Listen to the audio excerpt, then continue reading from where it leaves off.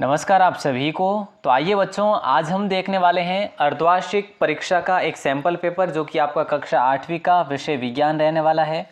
जैसा कि आप सभी को विदित है, इसका पूर्णांक 70 नंबर का होगा और समय जो है 2.5 घंटे का आपका पेपर होगा। सभी प्रश्न करने अनिवार्य है। ये जो मैं आपको सैंपल पेपर दे रहा हूँ, वाकई में इसी प्रकार का आपका पेपर देखने को मिलेगा, हूबहू पेपर, और इनमें से बहुत सारे सवाल भी आपको एग्ज़ाम में देखने को मिल जाएंगे। तो आपसे छोटा सा निवेदन रहेगा, अपील रहेगी कि आप इस वीडियो के एंड तक जुड़े रहेंगे ताकि आपको जो भी यहाँ से सवाल देखने को मिले वो आपके एग्ज़ाम में भी देखने को मिल सके। पहला सवाल है, देखिए, हालांकि हम छोटे से जो ऑब्जेक्टिव टाइप के प्रश्न हैं इसके भी मैं आपको हल बताऊंगा और जो वन लाइनर में है उसका भी हल बताऊंगा, लेकिन जो बड़े प्रश्न है ना, अति लघुत्तरात्मक और लघुत्तरात्मक, उसका आंसर आपको देखना होगा। देखिए, मिट्टी में पोषक स्तर को बनाए रखने के लिए मिलाया जाता है, तो याद रखना खाद मिलाया जाता है। यीस्ट का उपयोग निम्न में से निम्न के उत्पादन में होता है, तो अल्कोहल होगा आपका सही आंसर। नेक्स्ट सवाल है, नेफ्थलीन की गोलियां बनाई जा सकती है, तो कोल तार से बनाई जा सकती है, ऑप्शन ए आपका सही है। वह ताप जिस पर कोई पदार्थ जलना शुरू करता है वो क्या कहलाता है, तो इसमें आपका सही आंसर होगा ज्वलन ताप, है ना। ज्वलन ताप को सही करेंगे आप, और इस प्रकार का एग्ज़ाम में सवाल पूछा भी गया है आपके। मृदा अपरदन को रोकने में क्या सहायक है, तो मृदा अपरदन को रोकने में अधिक से अधिक आप वृक्ष लगाएं, पर्यावरण की सुरक्षा करें ताकि मृदा अपरदन को रोका जा सके। यहाँ पे आपको रिक्त स्थानों की पूर्ति करनी है। जैसे यहाँ पे ये शब्द है तैरना, तैरने, जल, फसल, पोषक और तैयारी, यही जो है आपको शब्द यहाँ पे फिल करने हैं। जैसा एक स्थान पर एक ही प्रकार के बड़ी मात्रा में उगाए गए पौधों को क्या कहा जाता है ना। एक स्थान पर एक ही प्रकार के बड़ी मात्रा में उगाए गए पौधों को फसल कहते हैं क्या, है ना, ये आपको बताना है। फसल उगाने से पहले प्रथम चरण में मिट्टी की क्या की जाती है, तैयारी की जाती है, या पोषक या फसल। तो इस प्रकार से जो आपको ये फिल करने हैं। तो पहले में आपका सही आंसर आएगा मिट्टी, देखो फसल, पौधों को फसल कहा जाता है, ठीक है। उसके बाद दूसरे में आपका तैयारी होगा, ठीक है। तीसरा, क्षतिग्रस्त बीज जल की सतह पर क्या होंगे, तैरने लगेंगे, बिल्कुल यहाँ पे आपका तैरना हो जाएगा, तैरने लगेंगे। फसल उगाने के लिए पर्याप्त सूर्य का प्रकाश और मिट्टी से क्या होगा, जल पोषक आवश्यक है, जल तथा पोषक आवश्यक है। तो इस प्रकार से ये आपके सवाल पूरे होते हैं इसमें छोटे वाले। नेक्स्ट आपका सवाल आता है, कॉलम 1 का मिलान कॉलम 20 से आपको करना है ना, सेकंड से करना है। तो इस प्रकार से इसका उत्तर भी आपको मैंने साथ में दिया है, तो आप इसको अच्छे से देख सकते हैं जैसा आपको ठीक लगे। दोस्तों, इसकी आपको पीडीएफ भी दी जा रही है। पीडीएफ का लिंक जो है वो डिस्क्रिप्शन में दिया हुआ है। डिस्क्रिप्शन में यानी कि जो आप इस वीडियो के टाइटल पर क्लिक करोगे तो डिस्क्रिप्शन में आ जाएगा, डिस्क्रिप्शन आपको दिख जाएगा, वहाँ पे लिंक मिलेगा। अगर ऐसा आप नहीं कर सको तो आप गूगल में जाइए और गूगल में जाकर टाइप करिए rajasthanclasses.in, है ना, rajasthanclasses.in आप टाइप करोगे तो वहाँ पे लेटेस्ट पोस्ट के अंदर आपको ये मिल जाएंगे, ठीक है। तो पहले में दोस्तों क में आपका 4 होगा, जीवाणु जो कि हेजे का कारक है। ख में 1 होगा, राइजोबियम नाइट्रोजन स्थिरीकरण है, ठीक है। उसके बाद में आपका जो ग में 2 होगा, लैक्टोबैसिलम जो है दही का जमना है, ये प्रक्रिया क्या कहलाती है, लैक्टोबैसिलम, ठीक है। इस प्रकार से जो है आपको घ में 3 होगा, ब्रेड की बैंकिंग ईस्ट है। और ड़ में जो है आपका 4 होगा, मलेरिया का कारक है, एक प्रोटोजोआ और एक विषाणु जो है एड्स का कारक है। इस प्रकार से आपकी ये सारणी भी कंप्लीट हो जाती है। अब आपके जो सवाल है इसके आंसर भी दोस्तों साथ साथ में दिए हुए हैं। अगर देखा जाए तो सीएनजी का पूरा नाम संपीड़ित प्राकृतिक गैस है, कंप्रेस्ड नेचुरल गैस है। समझाइए कि CO2 किस प्रकार आग को नियंत्रित करती है। तो ऑक्सीजन से भारी होने के कारण CO2 कार्बन डाइऑक्साइड आग को कंबल की तरह लपेट लेती है। इससे ईंधन और ऑक्सीजन के बीच संपर्क टूट जाता है और अतः आग पर नियंत्रण हो जाता है। तो ये आपका जो उत्तर है 9 का। और उसके बाद आपका जो प्रश्न है वह निम्न में से अंतर स्पष्ट करना है, संकटापन्न एवं विलुप्त स्पीशीज या वनस्पति जात एवं प्राणी जात। तो आपका ये जो है ना, ये स्पीशीज़ के बारे में आपको बताया गया है इसमें, ये पैराग्राफ में स्पीशीज़ के बारे में लेकर आ रहा हूँ आपके लिए। तो संकट उत्पन्न स्पीशीज़ के वे स्पीशीज़ है जिनके सदस्यों को संख्या एक निर्धारित स्तर से कम होती जा रही है और वे विलुप्त हो सकते हैं। भारतीय शेर, गैंडा आदि इस श्रेणी में आते हैं। तो इस प्रकार से आप इस सवाल के आंसर को भी देख पा रहे हैं। बहुत अच्छा सवाल भी था।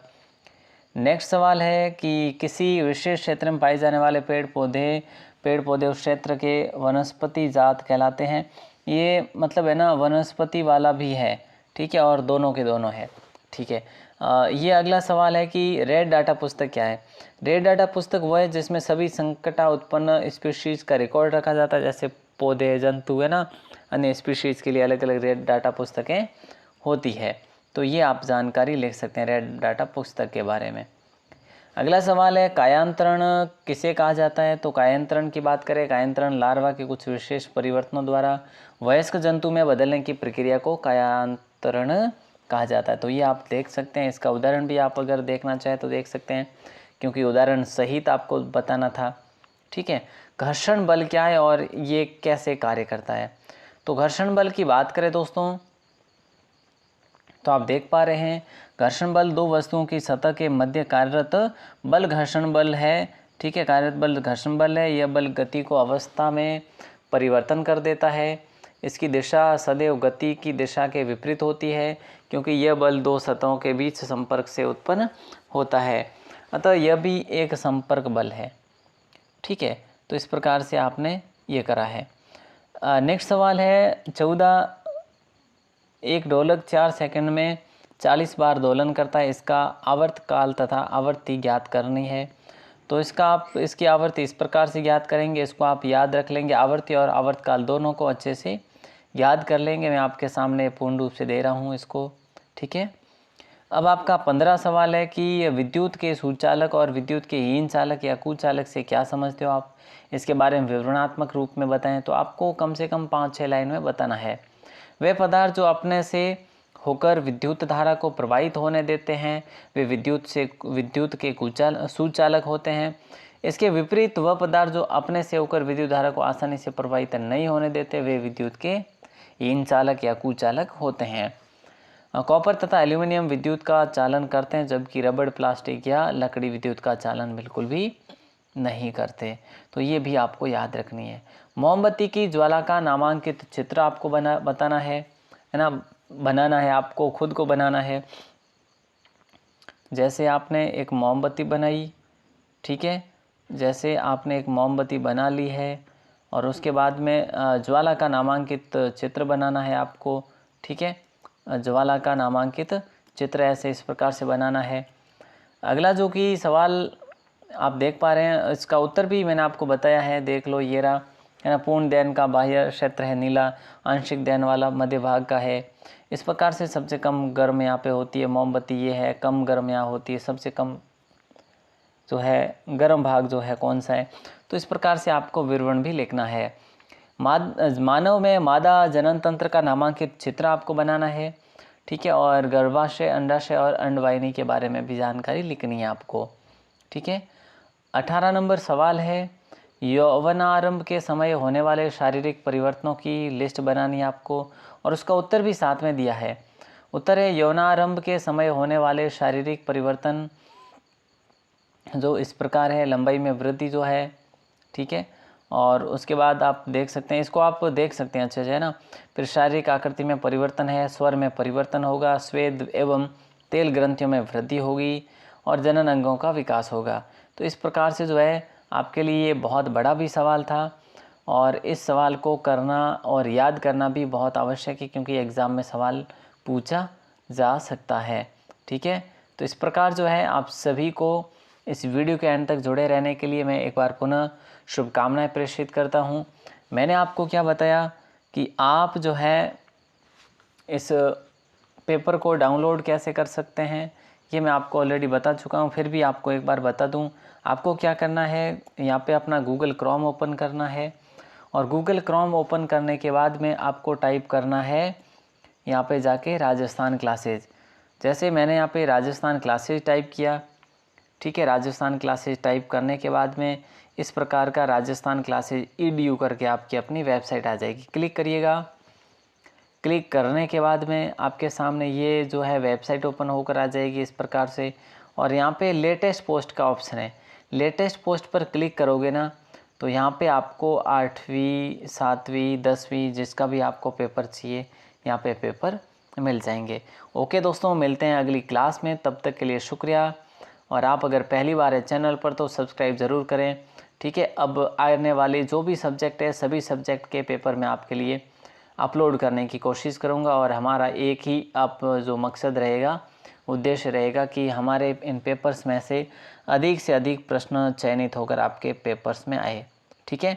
ऑल द बेस्ट, जय हिंद, वंदे मातरम। अच्छा, लेटेस्ट पोस्ट में आने के बाद यहाँ पर आपको ये अपनी जो है पोस्ट मिल जाएगी यहाँ पे, ठीक है। ओके।